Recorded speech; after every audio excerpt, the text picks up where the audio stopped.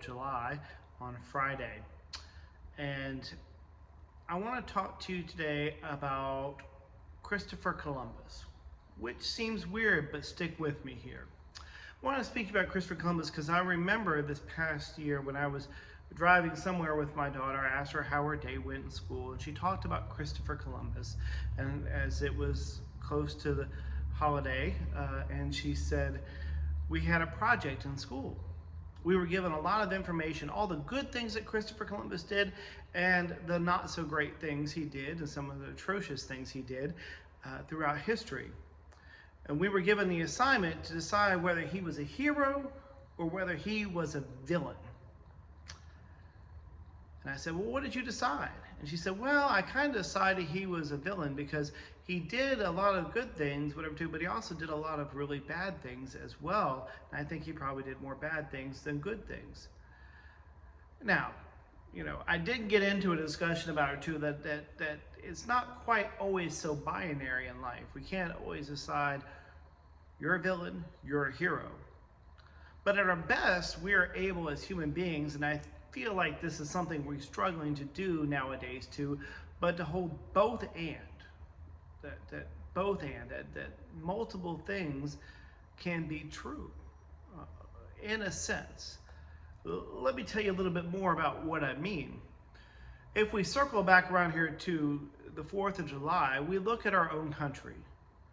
I think the 4th of July, at least for me, brings up some complicated feelings. One, I am proud to be an American. I'm proud of this country, and I'm proud of the freedoms that we have here. And I know that not everyone has shared the same amount of freedoms or even freedom at all throughout our history. We have at best a complicated relationship with our history here in the United States. But I think we can hold both of those in tension.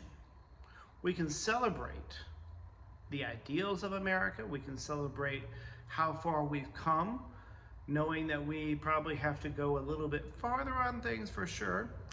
We can also acknowledge, though, our convoluted and deeply troubling history that was built on slavery, on racism, on displacing indigenous people, all these things, building systemic racism within society. All these things are a part of our history, and I don't think we can ignore them. I think all too often today we're asked to choose whether hero or villain, good or bad, this or that, either you're for me or against me. But the world is much more complicated than that. And I think you and I both know that. But sometimes we don't always live like that. So on this 4th of July, I give thanks for the independence that we share, and I pray that one day all of us can be truly free, because as the old saying goes, if one of us is not free, then none of us are free. See you in church this Sunday.